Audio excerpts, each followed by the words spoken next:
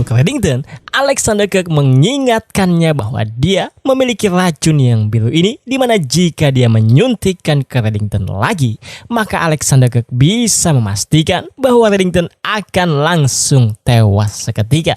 Namun jika Reddington menjawab dengan jujur, maka Alexander Kirk akan memberikan obat penawar untuk racun yang sudah masuk ke tubuh Reddington itu.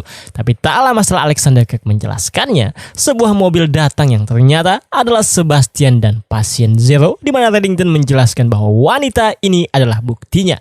Reddington benar-benar bisa menyembuhkan Alexander Kirk, karena saat ini Dr. Adrian Shaw sedang menunggu di lab dengan fasilitas lengkap untuk menyembuhkan Alexander Kirk, asalkan Alexander Kirk mau melepaskan Reddington. Namun Alexander Kirk yang tak langsung mempercayainya, meminta Sebastian melakukan tes lagi kepada pasien Zero itu untuk benar-benar memastikan wanita ini memang sembuh akibat penelitian Dr. Shaw itu.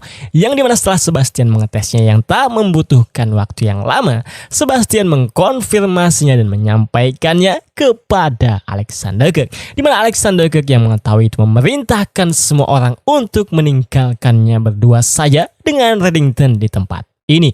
Dimana setelah semua orang pergi kecuali mereka berdua, Alexander Kirk kembali bertanya apakah Reddington ayah kandung Agent King, di mana Reddington yang mendengar itu akhirnya menjawab seperti ini.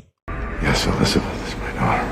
Namun setelah Alexander Kirk mendengar jawaban itu, Alexander Kirk menyampaikan kepada Reddington bahwa dia tidak sudi jika harus hidup akibat bantuan Reddington, dan dia lebih memilih untuk mati bersama-sama dengan Reddington. Yang penting dia mendapatkan kepuasan. Tapi saat Alexander Kirk menyuntikkan jarum suntik yang bisa membuat Reddington tewas seketika, namun hanya jarumnya yang masuk ke leher Reddington, bukan cairan racunnya, Reddington membisikkan sesuatu di telinga Alexander Kirk yang kita sama sekali tidak diberitahu apa yang dibisikkan oleh Reddington itu kepada Alexander Kirk.